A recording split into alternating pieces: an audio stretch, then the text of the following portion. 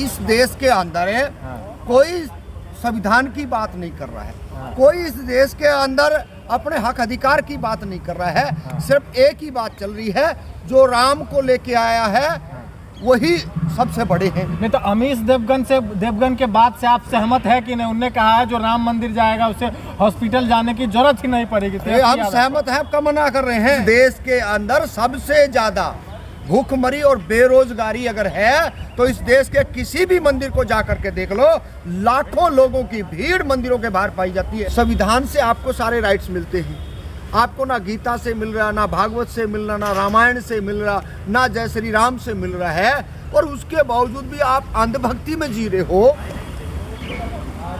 तो नमस्कार साथियों, मीडिया ने जो दिखा रहा है, कहा जाता है जो राम मंदिर जाएगा उसे हॉस्पिटल जाने की ज़रूरत नहीं है। आज हमारे साथ एक सोशल एक्टिविस्ट है, इनसे बात करते हैं।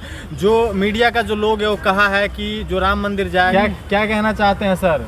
कहा जाता है कि जो राम मंदिर जाएगा उसे हॉस्पिटल जाने की ज़रूरत ही नहीं पड़ेगी, अमीश देवगन ने कहा है। देखिए, अमीश देवगन की जो बात है वो 100% सत्य है, और इस देश के लोगों को माननी भी चाहिए।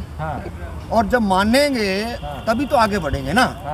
बीमार जब होगे तो आपको मंदिर में ही जाना चाहिए। इस देश के अंदर है, देखिए, हमारा जाना ना जाना अलग बात है।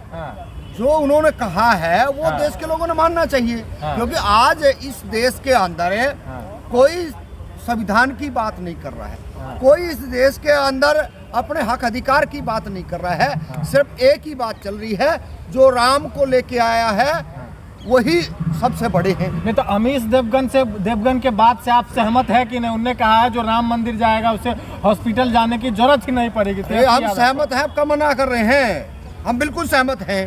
जो इस देश के अंदर बहरे और गूंगे लोग हैं, जो इस बात को नहीं समझते हैं, उनके लिए उन्होंने सही डायरेक्शन में, सही दिशा में फैसला लिया है। भाई, आप कभी भी अपने बच्चों के लिए स्कूल नहीं जाते, आप अपने बच्चों के लिए कभी कॉलेज नहीं जाते हो, तो उन्होंने क्या गलत कहा है?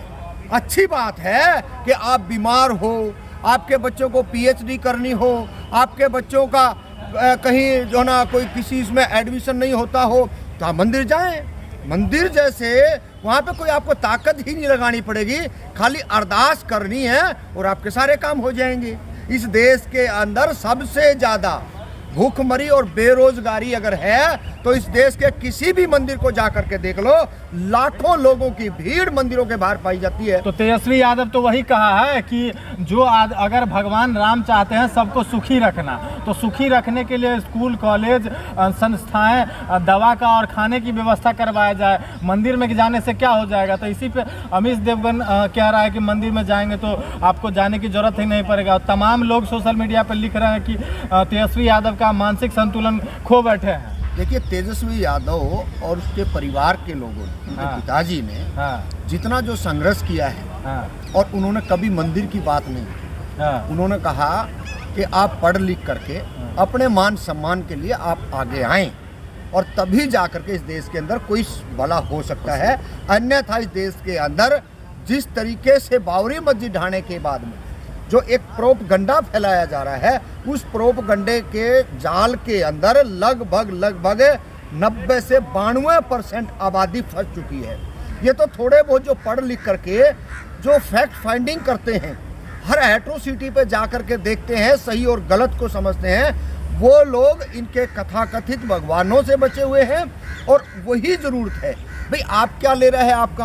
आपका संविधान से आपको सारे राइट्स मिलते हैं, आपको ना गीता से मिल रहा, ना भागवत से मिल रहा, ना रामायण से मिल रहा, ना जय श्री राम से मिल रहा है, और उसके बावजूद भी आप अंधभक्ति में जी रहे हो।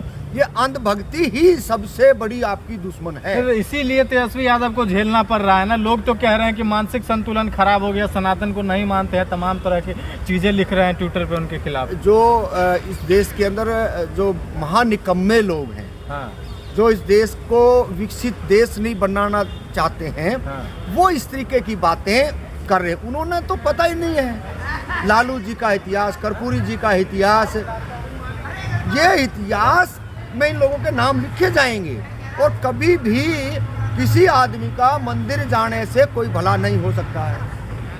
व्यक्तिगत आदमी की आस्था हो सकती है, आप जाओ जहाँ मर्जी जाना है, लेकिन आप अगर उस अंधविश्वास में अगर अपने बच्चों को डाल रहे हो तो इससे साफ है कि आप अपने बच्चों का कैरियर के साथ खिलवाड़ कर रहे हो, और ये नहीं होना चाहिए। क्योंकि इस देश के अंदर जितने जो पढ़े लिखे लोग हैं, जो अपने आप में इस देश को आगे बढ़ता हुआ देखना चाहते हैं, वो देखो आज कहाँ पहुँच गए। और एक तरफ है इस देश के अंदर जो लगातार कई सालों से, वर्षों से जो है कभी राम मंदिर की बात आ जाती है, कभी जो है ना आजकल तो एक बालाजी, सालासर और पता नहीं कितने इनके नाम गिनाए हैं, तो बहुत सारे हैं। उस तरफ जो भी गया है उनके बच्चे हमने नहीं देखे कि कोई पीएचडी कोई कर रहा होगा। ये सारे के सारे जो लोग हैं अंधविश्वास में जीना चाह रहे हैं, डरपोक और लालची ही कहा जा सकता है लोगों को, जो इस तरीके की इस देश के युवा को मंदिर में धकेलने की बजाय अगर यही बात तेजस्वी और लालू जी और वहाँ के शिक्षा मंत्री, जब तमाम ऐसे लोग ये कह रहे हैं कि आपको मंदिर जाने से कोई चीज़ें नहीं मिलेंगी, आपको अगर ज्ञान मिलेगा तो वो मिलेगा आपको स्कूल कॉलेज में जाने से। अपने अंदर अज्ञान जो बैठा है उसको मारना पड़ेगा, उसको पीटना पड़ेगा।